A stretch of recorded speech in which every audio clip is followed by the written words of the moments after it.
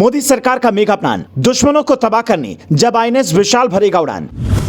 आज के हिंदुस्तान की दिखेगी दुनिया भर में ताकत, आएगी चीन पाकिस्तान की शामत।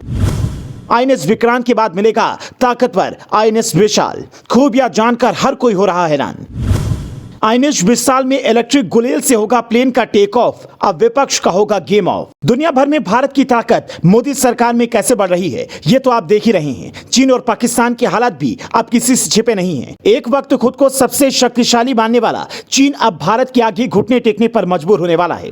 सुनकर चौंकिए नहीं, ये सच है। मोदी सरकार में अब भारत के डिफेंस सेक्टर की ताकत कई गुना बढ़ गई है, जिसका सबूत भी अब सामने आ गया है। आईएनएस विक्रांत की नेवी को मिलने के बाद अब भारत के तीसरे एयरक्राफ्ट कैरियर आईएनएस विशाल की चर्चा शुरू हो गई है। 2 सितंबर को देश में बना युद्धपोत आईएनएस विक्रांत नेवी में शामिल हो गया है, लेकिन हिंद महासागर में चीन की नेवी के बढ़ते दखल से निपटने के लिए देश के तीसरे एयरक्राफ्ट की भी जरूरत बढ़ गई है। आईएनएस विक्रांत के बाद भारत में जब आईएनएस विशाल बनेगा, जिसकी ताकत का अंदाजा लगा पाना पड़ोसी मुल्कों के बस की बात नहीं है। विक्रांत की तरह विशाल को भी इंडियन नेवी के कोचीन शिपयार्ड लिमिटेड में बनाने की योजना है। आईएनएस विशाल की चर्चा करीब 1 दशक पहले शुरू हुई थी। शुरू में इसके 2020 तक नेवी में शामिल होने की उम्मीद थी, लेकिन कई कारणों से यह प्रोजेक्ट शुरू नहीं हो पाया। 2018 में नेवी ने इसका निर्माण कार्य 2021 तक शुरू करने की संभावना जताई। अब इसके 2030 तक नेवी में शामिल होने की संभावना है। भारत को समुद्रों की सुरक्षा के लिए एयरक्राफ्ट कैरियर की सबसे ज्यादा जरूरत है। हाल के वर्षों में भारत के आसपास के समुद्री इलाकों, खासतौर पर